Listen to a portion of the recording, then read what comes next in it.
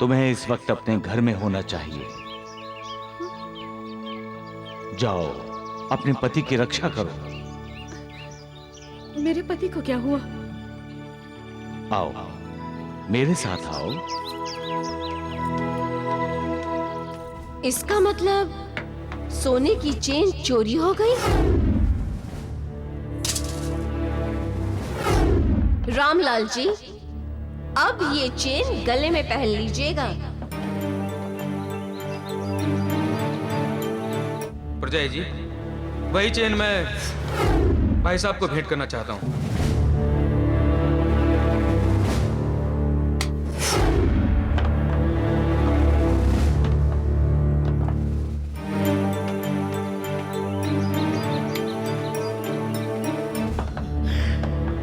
मन के रिश्तों में शंका और अविश्वास पैदा हो जाए तो मन खट्टा हो जाता है, और लाख कोशिश करने के बाद भी हटा दूध और खट्टा मन पहले जैसा नहीं रहता।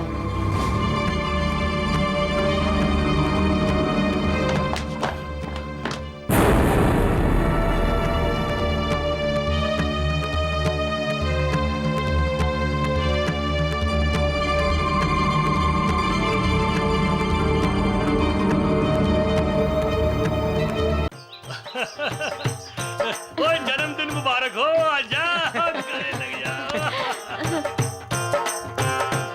रामलाल जी, आप तो अभी से जन्मदिन की मुबारकबाद देने लगे। पहले जन्मदिन मनाते हैं, उसके बाद मुबारकबाद देते हैं। अरे तो इसमें कौन सी बड़ी बात है? एक बार और मुबारकबाद दे देंगे और फिर से गले लगा लेंगे। अच्छा, और दिल खुश कर देता। अरे खा नहीं रहे आप लोग? लो भाई।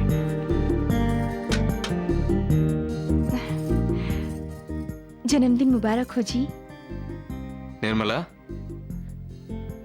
तुम ही पहना दो ना अंगूठी। अरे बेटी, जब श्याम सुंदर कह रहा है तो पहना देना।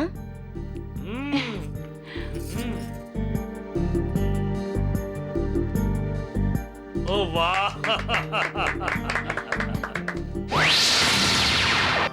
रामलाल, तुम्हारे लिए आज का दिन शुभ नहीं है रामलाल। सावधान। बाबा,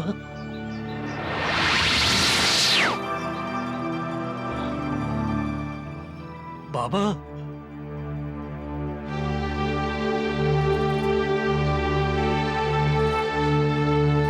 बाबा, बाबा, बाबा, कहाँ हैं आप बाबा?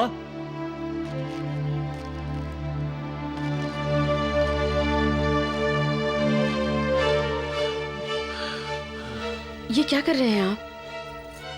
वो अभी भी बाबा आए थे। और बाबा? कौन से बाबा? भाई रामलाल जी, आप ठीक तो हैं? बाबा ने मुझे सावधान क्यों कहा? आज का दिन मेरे लिए शुभ नहीं है। इसका मतलब है कि आज कुछ अशुभ होने वाला है। कहाँ खो गए आप?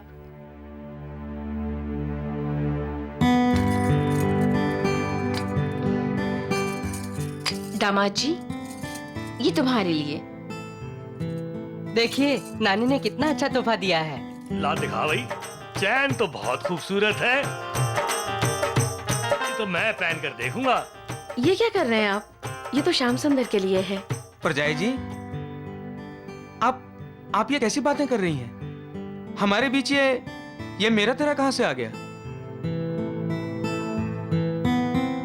मेरा जो कुछ भी है वो सब भाई साहब का ही तो है। देखा, मैंने तो देखने के लिए लिया था ये। और जो रामलाल का है वो पूरे का पूरा श्याम सुंदर का, यानी मेरी बेटी निर्मला का है। वाह भाई श्याम सुंदर, तेरे जन्मदिन पर खाना बहुत बढ़िया बना है। बढ़िया ही होगा भाई साहब, हाँ। क्योंकि मैंने तो बनाया नहीं है, निर्मला ने बनाया है। दामाद जी, निर्मला की दी हुई अंगूठी तो आपने पहन ली, लेकिन मेरी भेंट सोने की चेन लावारिसों की तरह वहीं रख दी। सासू माँ, इसमें इतना नाराज होने वाली कोई बात नहीं है, अभी पहन लेता हूँ। निर्मला, दे दो भाई, सासू माँ नाराज हो रही हैं। चाची, चाचा को सोने की चेन मैं पहनाता हूँ। अच्छा। अरे, ये तो खाली है।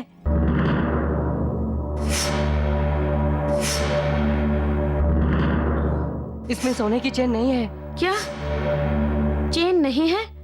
हाय राम, इसका मतलब सोने की चेन चोरी हो गई। गलत इल्जाम, चाहे वो छोटा हो या बड़ा, किसी नेक और भले इंसान पर लग जाए तो उसके लिए मौत के बराबर है। मैं तुम लोगों को राजा विक्रमादित्य की कहानी सुनाता हूं। राजा विक्रमादित्य एक नेक और भले इंसान थे लक्ष्मी। एक दिन राजा विक्रमादित्य किसी दूसरे राज्य में गया। वहां की राजकन्या उस पर मोहित हो गई। रात को उस राजकुमारी ने अपने मोतियों का हार राजा विक्रमादित्य के कमरे में एक कील पर टांग दिया। रात में अचानक अनहोनी हो गई। अनहोनी? अनहोनी क्या बाबा? दीवार पर एक राजहंस की तस्वीर लगी हुई थी। अचानक तस्वीर का राजहंस जिंदा हो गया और एक एक करके मोती खा गया। अगले दिन राजकन्या के मोतियों के हार की चोरी का इल्जाम राजा विक्रमादित्य पर लग गया। राजा विक्रमादित्य ने कहा कि तस्वीर का राजहंस मोती निकल गया। किसी ने उस पर विश्वास नहीं किया। बाबा, आज अचानक आपने ये कहानी हमें क्यों सुनाई? इसका कोई न कोई तो तात्पर्य है साईनाथ। महालसापति, जब ग्रह दशा ठीक नहीं होती तब कुछ भी हो जाना संभव है। इतने बड़े राजा पर भी चोरी का इल्जाम लग सकता है। चोरी? लेकिन कैसे हो सकती है? कोई बाहर वाला तो आया नहीं यहाँ पर। मैं भी तो यही कहना चाहती हूँ। लेकिन ये डब्बा तो यहीं था ना सासू माँ? लेकिन मनीषा जी, आप जरा आइए मेरे साथ।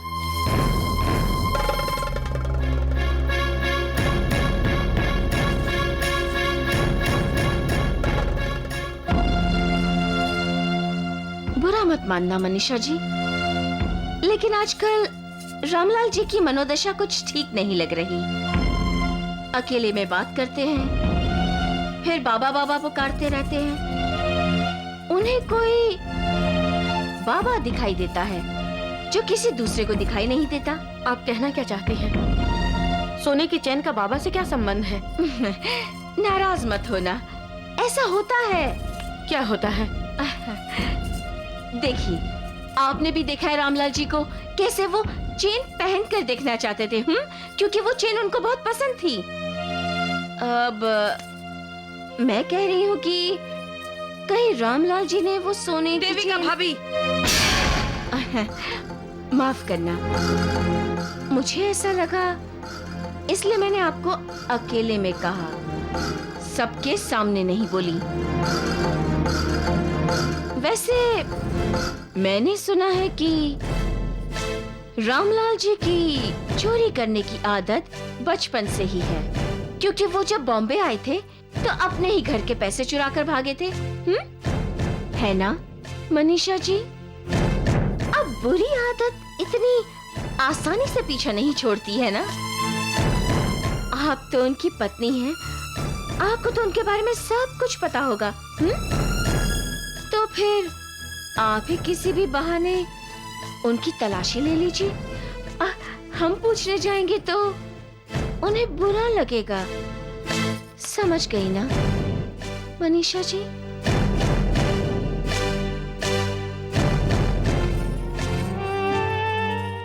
भाभी, माँ ने आपसे क्या कहा? माँ,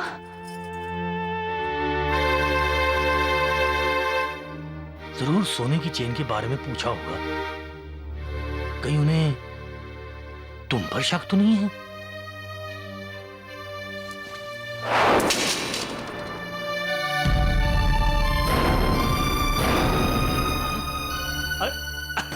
अरे अरे अरे श्याम सुंदर, ये देख ये देख ये देख, अरे तेरी सोने की चेन तो ये रही। चल मिल लेकिन गई। पिताजी, चैन तो आपकी जेब से गिरी है। मेरी जेब से?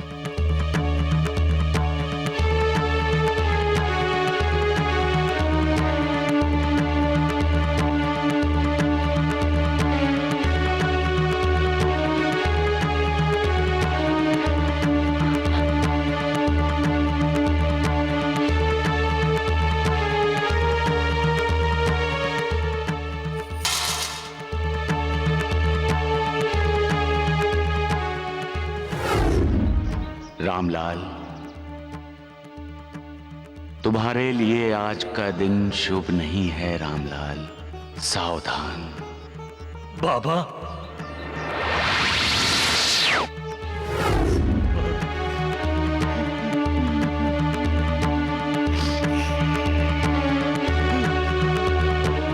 कोई पराया हमें धोखा देता है या हमसे दगा करता है तो हमारा दिल इतना बेचैन नहीं होता। क्यों? क्योंकि वो हमारा अपना नहीं है। हमने उस पर विश्वास नहीं किया था। लेकिन जब कोई अपना हमें धोखा देता है तो हमारा दिल टूट जाता है। इसे हम क्या कहते हैं? विश्वासघात। विश्वासघात कौन करता है? हमारा मित्र पति पत्नी का मित्र है और पत्नी पति की। पिता पुत्र का मित्र और पुत्र पिता का। इन रिश्ते नातों में, संबंधों में मित्रता की सुगंध है। मित्र का मतलब है विश्वास। और जब वही मित्र विश्वासघात करता है तो सुगंध दुर्गंध में बदल जाती है। इसलिए हमेशा मालिक पर विश्वास करो। मालिक कभी अपने भक्तों से विश्वासघात नहीं करता। जो उस पर विश्वास करता है उसका वो कल्याण करता है। श्रद्धा और सबरी, यही एक कल्याणकारी मंत्र है। सबका मालिक एक। निर्मला, जो काम तुम नहीं कर सकी वो मैंने यूं कर दिया। रामलाल और श्याम सुंदर के बीच नफरत के बीज बो दिए हैं मैंने। क्या? लेकिन माँ, तुमने ये किया कैसे? अरे ये तो बहुत ही आसान था। सबके सब खाना खा रहे थे और मैंने चुपके से सोने की चेन रामलाल की जेब में सरका दी। अब सालों से बने और जुड़े रिश्ते टूटेंगे और बिखरेंगे भी, क्योंकि श्याम सुंदर जी का जो रामलाल जी पर विश्वास है वो टूट जाएगा। हाँ, कांच, इज्जत और विश्वास एक बार टूट जाए ना तो दोबारा जुड़ने में बहुत मुश्किल होते। अरे अरे देवा,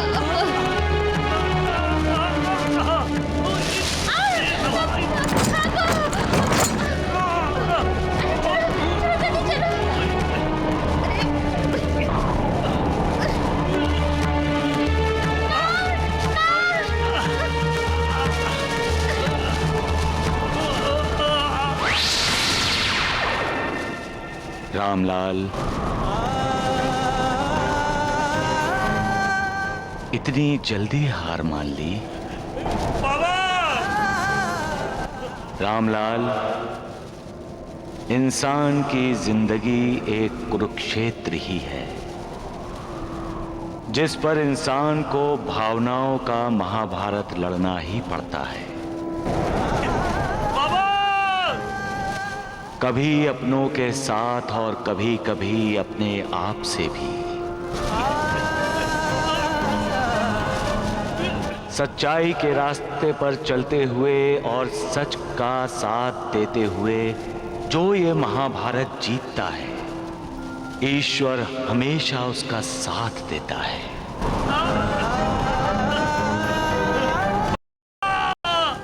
ये युद्ध अनोखा युद्ध है रामलाल।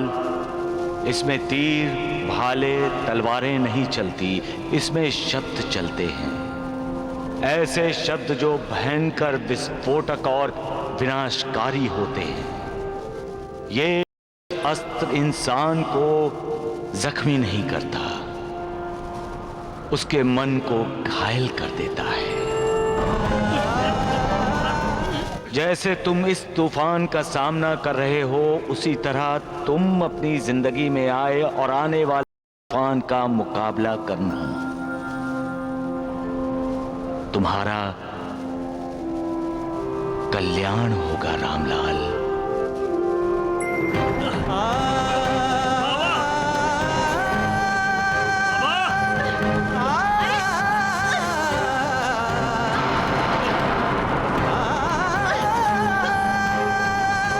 मनीषा, फटा दूध और फटा मन कभी वापस नहीं मिलता। फटा दूध कभी वापस नहीं होता और फटा मन कभी वापस नहीं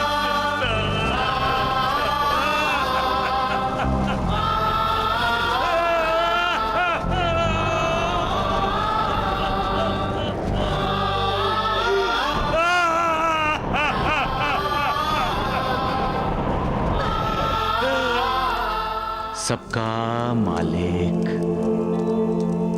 एक।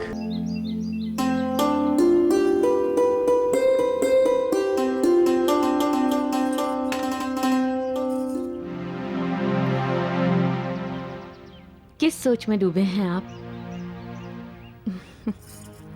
लीजिए, मूली के पराठे खा लीजिए। मनीषा, लाख कोशिश करने के बाद भी खट्टा मन और फटा दूध फिर से एक जैसे नहीं हो सकते। क्यों बार बार दोहरा रहे हैं उस बात को? भूल जाइए।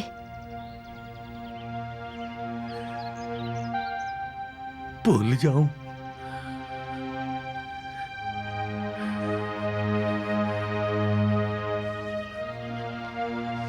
कैसे कैसे भूल जाऊं? वो मुझे चोर समझते हैं, वो भूल जाऊं? चोरी का इल्जाम मौत के समान होता है मनीषा। मैं अपनी मौत को कैसे भूल जाऊं?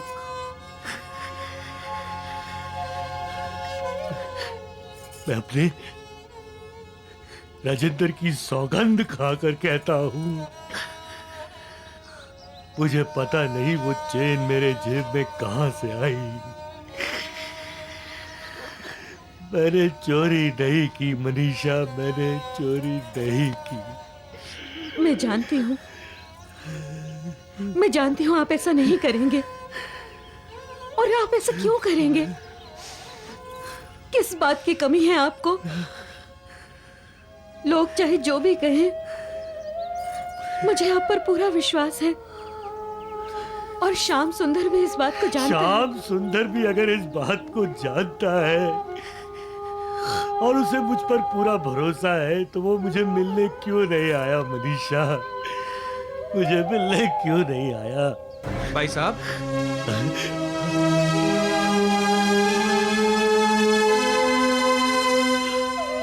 ओए क्या बात है श्याम सुंदर। ओए श्याम सुंदर, मुझे पूरा विश्वास था मेरा यार आएगा। आजा आजा, गले लग जाए यार, मेरे कलेजी की आग को ठंडा कर दे। आजा, गले लग जा यार, गले लग जा।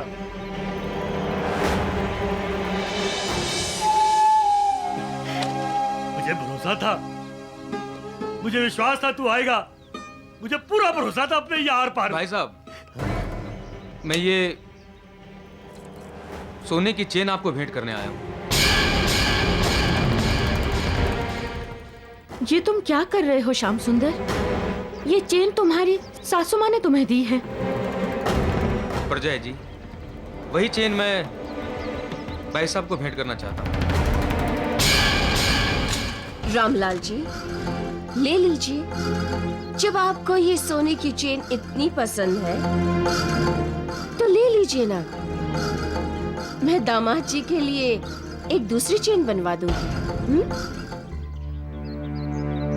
भाई साहब, घर में ससुर जी अकेले हैं, वो हमारा इंतजार कर रहे होंगे। अब मैं चलता हूं। इसे रख लीजिए।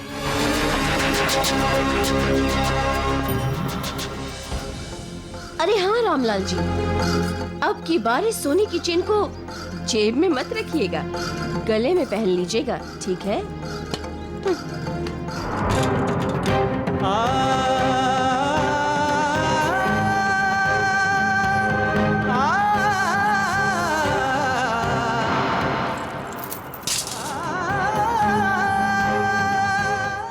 देखा मनीषा, श्याम सुंदर को भी मुझ पर भरोसा नहीं रहा। मुझे पता चल गया है कि श्याम सुंदर भी मुझे चोर समझता है। मनीषा, श्याम सुंदर को भी मुझ पर विश्वास नहीं रहा।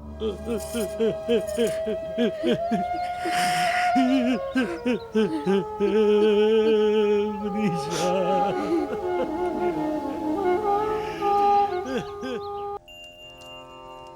इंसान का मन बहुत ही विचित्र है, बहुत ही चंचल है। जो इस मन को काबू में रखना जानता है वो ही जिंदगी में सुख से रह पाता है मालसापति। और जो मन को काबू में नहीं रखता वो दुखी होता है, क्योंकि मन ही उसे प्यार करना सिखाता है और नफरत करना भी मन ही सिखाता है। मन ही पराये को अपना और अपने को पराया मानता है। किसी की इज्जत करना भी मन ही सिखाता है और किसी की बेइज्जती करना भी मन ही सिखाता है। मन के रिश्तों में शंका और अविश्वास पैदा हो जाए तो मन खट्टा हो जाता है, और लाख कोशिश करने के बाद भी फटा दूध और खट्टा मन पहले जैसा नहीं रहता। और लाख कोशिश करने के बाद भी फटा दूध और खट्टा मन पहले जैसा नहीं रहता। तरकारी पर ध्यान दे रही हो, अपने पति पर नहीं।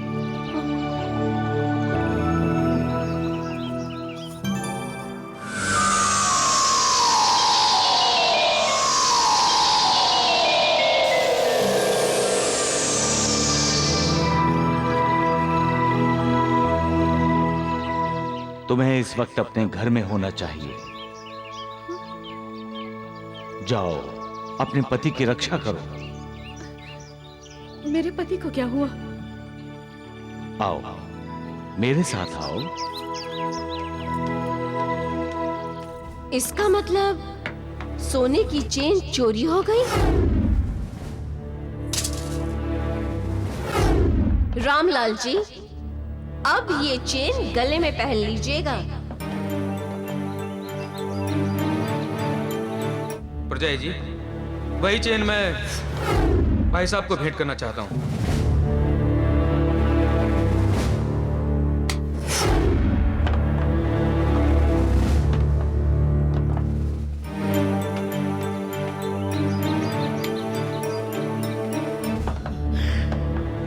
मन के रिश्तों में शंका और अविश्वास पैदा हो जाए तो मन खट्टा हो जाता है, और लाख कोशिश करने के बाद भी हटा दूध और खट्टा मन पहले जैसा नहीं रहता।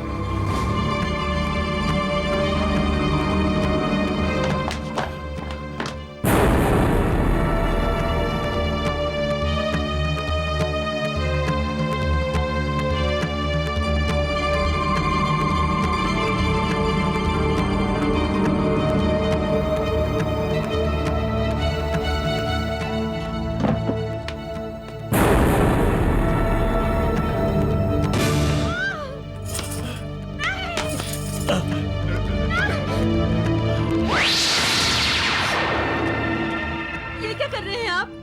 ऐसा मत कीजिए। मनीषा, मैं जिंदा नहीं रहना चाहता। मनीषा, मुझे मर जाने दो। आपको मेरी कसम, ऐसा मत कीजिए, ऐसा मत कीजिए। नहीं, अगर आपको मरना है तो हम दोनों साथ में मरेंगे।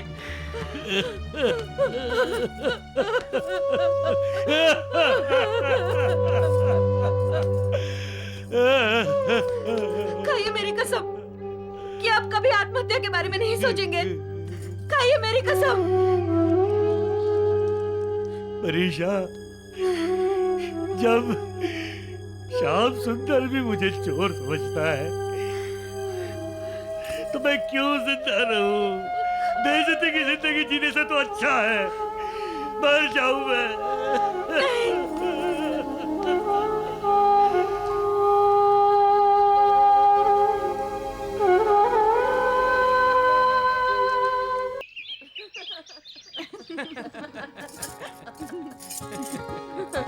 अच्छा सासू माँ, उसके बाद क्या हुआ? उसके बाद तुम प्रजय जी, आप? श्याम सुंदर, मैंने तुम्हारी सोने की चेन वापस कर दी है। ये क्या कर रही हैं आप मनीषा जी? ये चेन तो दामाद जी ने रामलाल जी को भेंट दी थी। श्याम सुंदर अभी इतना बड़ा नहीं हुआ कि वो अपने बड़े भाई को भेंट दे सके। अगर देना ही है तो उन्हें प्यार दे, इज्जत दे, चोरी का झूठा इल्जाम नहीं। इल्जाम कोई झूठा नहीं था मनीषा जी। ये सोने की चेन रामलाल जी की जेब से ही निकली थी, और वो भी सबके सामने। सुना तुमने श्याम सुंदर? तुम्हारी सास कह रही है कि चेन रामलाल जी ने चुराई थी, और तुम भी यही मानते हो। इसलिए तुमने इनके कहने पर वो चेन रामलाल जी को भेंट कर दी और उनका अपमान किया। और जानते हो रामलाल जी क्या सोचकर बैठे थे? उन्हें विश्वास था कि उनका भाई उन्हें कभी चोर नहीं समझ सकता, भले ही सारी दुनिया उन्हें चोर समझ ले। लेकिन तुमने तो उनके विश्वास की हत्या कर दी। जानते हो, तुम्हारे बर्ताव से उन्हें इतना दुख पहुंचा कि वो जान देने पर उतारू हो गए। जान देने पर? हाँ, जान देने पर। क्योंकि वो सिर्फ देना जानते हैं, लेना नहीं। तुम भूल गए? आज तुम जो कुछ भी हो वो रामलाल जी की बदौलत हो, पर उनके प्यार, उनके मेहरबानियों के बदले में तुमने उन्हें क्या दिया? चोरी का झूठा इल्जाम। तुम किसी को सुख नहीं दे सकते तो दुख तो मत दो। प्यार नहीं दे सकते तो नफरत तो मत दो। अगर तुम उन्हें इज्जत नहीं दे सकते तो कम से कम चोरी का झूठा इल्जाम तो मत दो। रामलाल जी जैसे नेक और सच्चे इंसान को दुख पहुंचाकर तुमने बहुत बड़ा पाप किया है। भगवान तुम्हें इसके लिए कभी माफ नहीं कर सकता, कभी नहीं।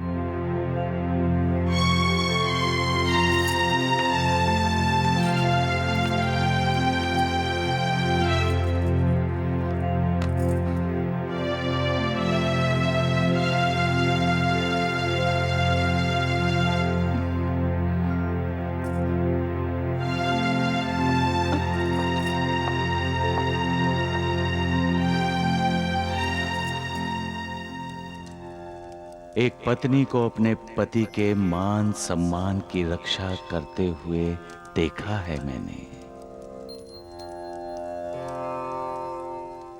तो हम फिर से जान जाते हैं कि पति पत्नी की आत्मा होता है। महालसापति, पति और पत्नी का रिश्ता ईश्वर और भक्त की तरह होता है। जिस प्रकार ईश्वर और भक्त में द्वैत यानी दूजा भाव नहीं होता, उसी प्रकार पति और पत्नी के बीच द्वैत नहीं होता। पूरा समर्पण होता है, पूर्ण समर्पण। और जहां पूर्ण समर्पण होता है वहां ईश्वर का निवास होता है।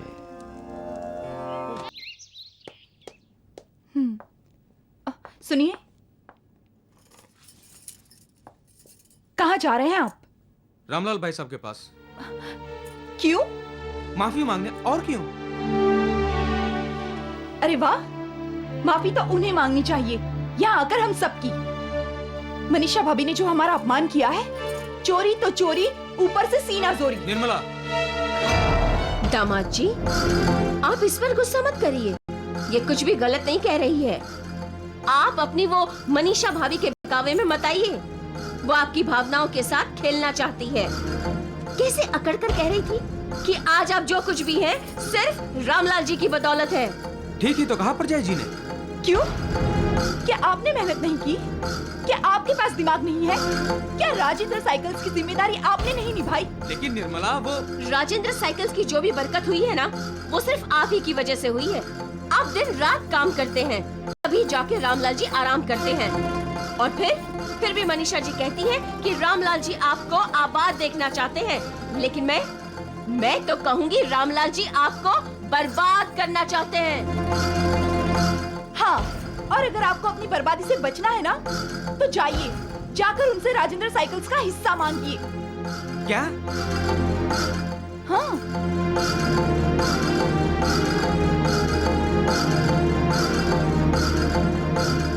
ये कैसा उल्टा पाठ तुम दोनों मिलकर श्याम सुंदर जी को पढ़ा रही हो?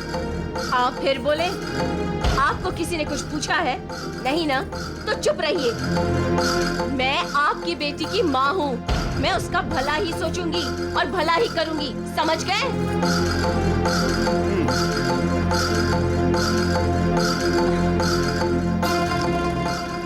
चल चल मेरी बच्ची। मेरी रक्षा कीजिए बाबा। साईनाथ, ये नानावली को क्या हो गया? मेरी रक्षा कीजिए बाबा, मुझे बचाइए बाबा, मुझे बचाइए बाबा। साईनाथ, मेरे पूरे बदन में खुजली बाबा।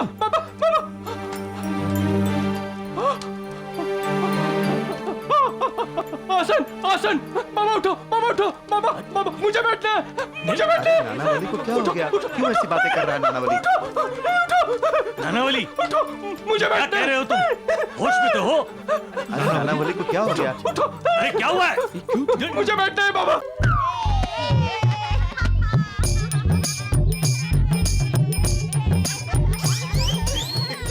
राम, ये मूर्ख कर क्या रहा है? इस नानावली पर तो आपकी दवा का कोई असर दिखाई नहीं दे रहा है। आपने कहीं गलत दवा तो नहीं दे दी? द्वारिकानाथ जी, मैं गलती से भी कभी गलती नहीं करता, समझे? नानावली चाचा, हम आपके पूंछ में आग लगा दें? हाँ, लगाओ, जरूर लगाओ। मेरी पूंछ में आग लगी होगी ना, तो मैं सीधे द्वारकानाथ के लंका में घुसकर लंका दहन करूंगा। लगाओ।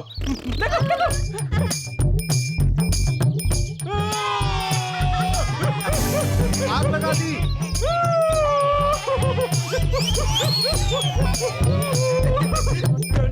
अब आएगा मजा। अब नानावली द्वारिकानाथ को अपने साथ ले जाएगा। बंदर का नाच।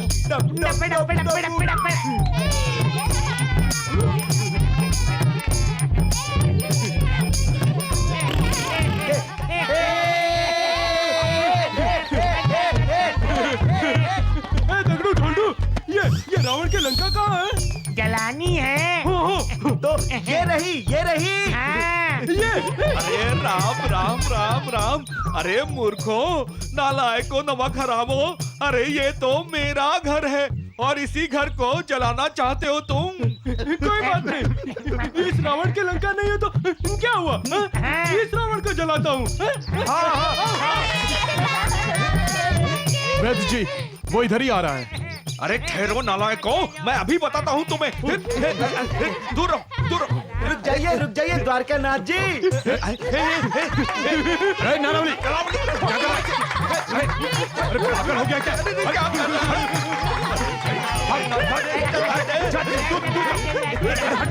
सही में चलाएगा क्या? रुक क्यों नानावली? हाँ।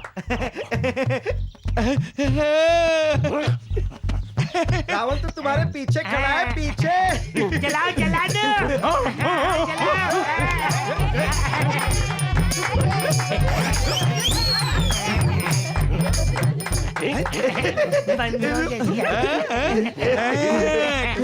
खुजा बत्ती बुझाओ।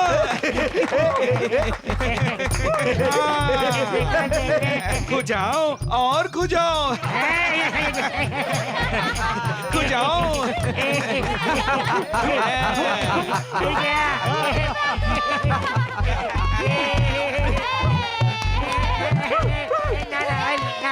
देखा द्वारिकानाथ जी, मेरी गलत दवा का असर है। अब इस बंदर नानावली की खुजली जिंदगी भर खत्म नहीं होगी है।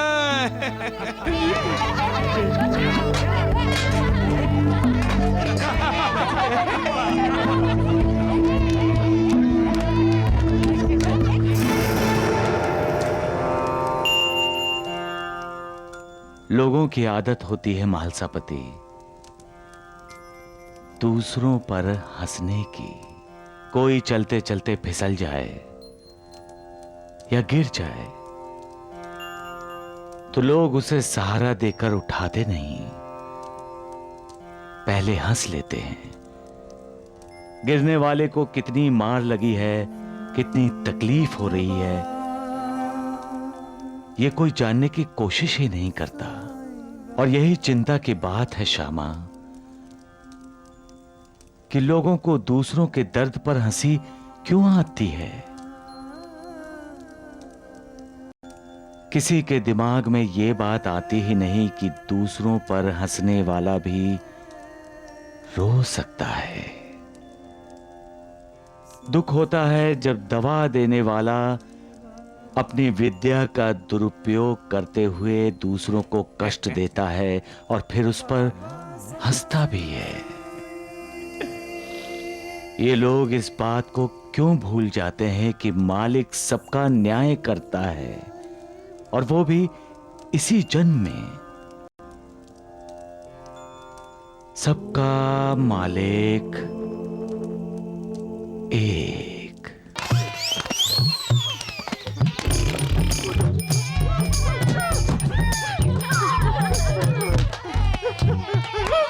मुझे खुजली हो रही है, मुझे खुजली हो रही है।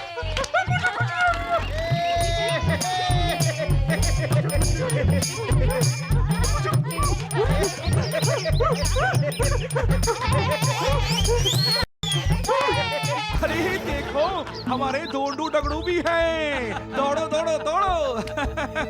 वह जी, नानावली की ये खुजली कब और कैसे बंद होगी, और बंद होगी भी या नहीं? खुजली बंद होने की दवा मेरे पास है, लेकिन आप वो उसे दवा देंगे नहीं। हाँ। और उसकी खुजली बंद होगी नहीं। बस दिन रात खुजलाता रहेगा।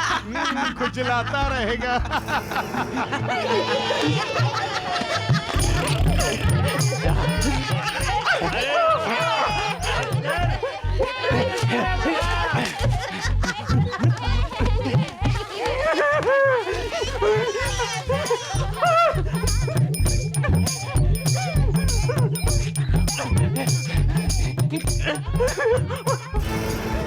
खुजाओ खुजाओ।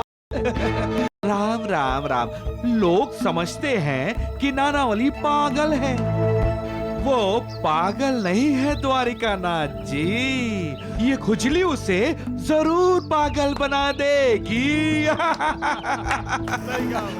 भला और बुरा, ये दो शब्द हैं जिनसे इंसान बचपन से वाकिफ है। बचपन से ही उसे माँ बाप ने ये शिक्षा दी है कि कभी किसी का बुरा मत करो। फिर भी इंसान अपना भला करने के लिए दूसरों का बुरा सोचते हैं। वो भला भला नहीं है जो दूसरों का नुकसान करके किया जाए।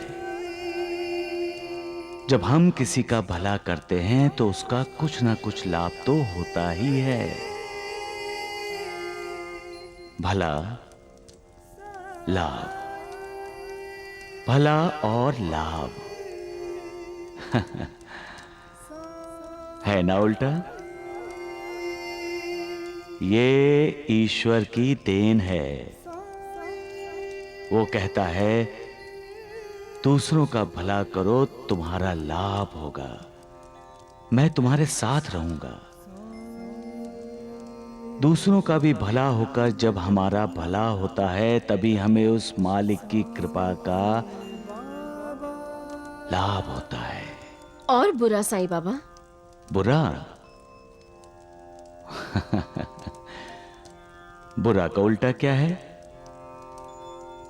रा बू, यानी रब, यानी मालिक। उस मालिक ने बुरे शब्द के द्वारा हमें यह संकेत किया है कि हमने किसी का बुरा किया या सोचा तो मालिक हमें कभी माफ नहीं करेगा।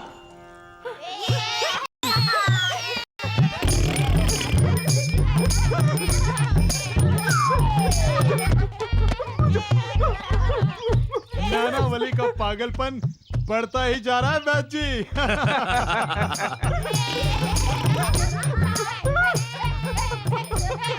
अरे मुझे खुजली बर्दाश्त नहीं हो रही है। नानावली सचमुच नौटंकी बड़ी अच्छी करता है। सचमुच का बंदर लग रहा है। मुझे खुजली से बचाओ, खुजली से बचाओ।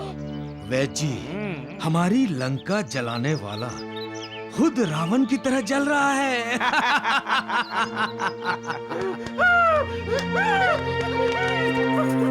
मुझे बचाओ, मुझे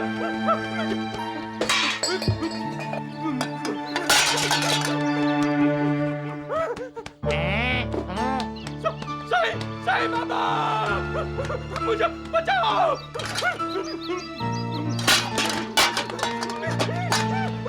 साईं बाबा, बहुत उछला करते थे बंदरों की तरह, अब उछलो उछलो नानावली, उछलते रहो।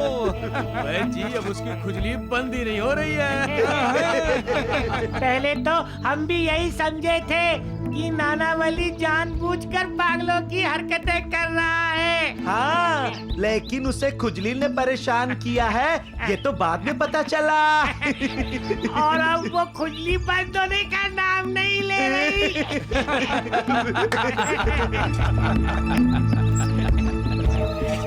वो भागकर साईं बाबा के पास गया है। कोई फायदा नहीं होगा क्योंकि वो ढोंगी साईं बाबा भी वो नानावली की खुजली बंद नहीं कर सकेगा। क्यों वैद्य जी? सही कहा द्वारिकानाथ जी। बाबा नानावली को पता नहीं क्या हो गया। क्या क्या हो गया?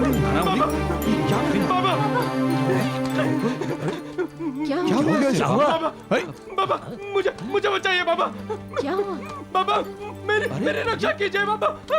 साईनाथ, ये नानावली को क्या हो गया? मेरी रक्षा कीजिए बाबा, मुझे बचाइए बाबा। मुझे बचाइए बाबा।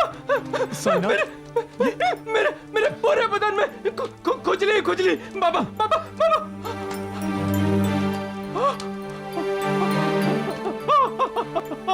आसन बाबा, उठो बाबा, मुझे बैठना है। नानावली को क्या हो गया? क्यों ऐसी बातें कर रहा है नानावली? नानावली, उठो, मुझे क्या कह रहे हो तुम? होश में तो हो? अरे नानावली को क्या हो गया? अरे क्या हुआ है? मुझे बैठना है बाबा, मुझे बैठना है। नानावली, साईं बाबा को हुक्म दे रहे हो तुम?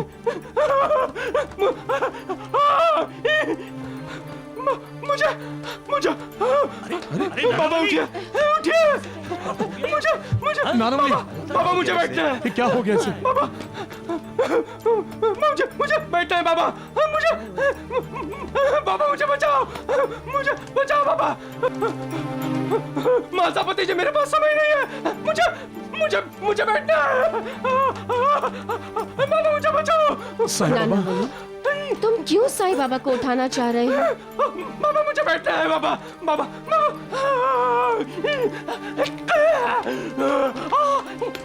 मुझे बैठना है बाबा, बाबा मुझे बैठना है। नानावली, तुम बाबा के आसन पर बैठोगे? मुझे बैठना है, मुझे बैठना है। तुम में इस आसन में बैठने की योग्यता नहीं है नानावली। साईं बाबा,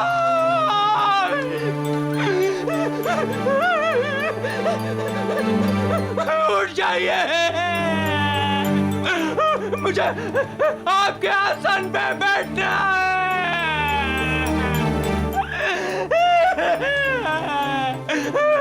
इसे क्या हो गया? इसको संभालिए बाबा। क्या हुआ क्या ऐसे? ये ऐसा क्यों कह रहा है?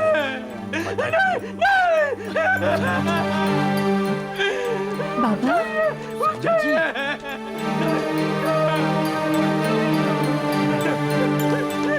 अरे नानावली,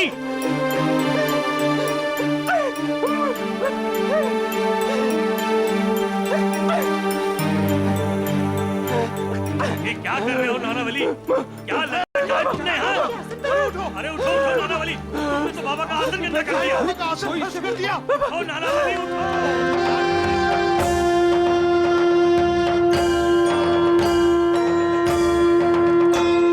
साई कथा अनंत है, साई नाम अनमोल, जन्म सफल हो जाएगा, साई साई बोल। सुख धाम धन धाम, साई राम साई श्याम, गुण धाम यश धाम, साई राम साई श्याम। ओ भक्त वत्सल दीन बंधु बाबा तुझे प्रणाम, साई बाबा तुझे प्रणाम, साई बाबा तुझे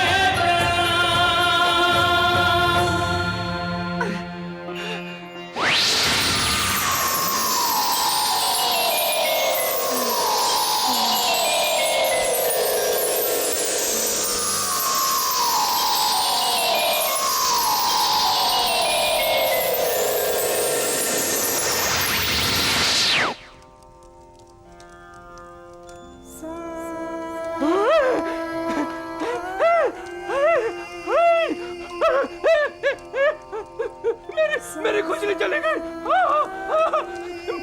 मेरी खुजली ठीक हो गई, मेरी खुजली ठीक हो गई, मेरी खुजली ठीक हो गई, मेरी खुजली ठीक हो गई, मैं ठीक हो गया, मैं ठीक हो गया, मैं ठीक हो गया, मेरी खुजली ठीक हो गई, मेरी खुजली ठीक हो गई, मैं ठीक हो गया। सद्गुरु साईनाथ, सद्गुरु साईनाथ, सद्गुरु साईनाथ,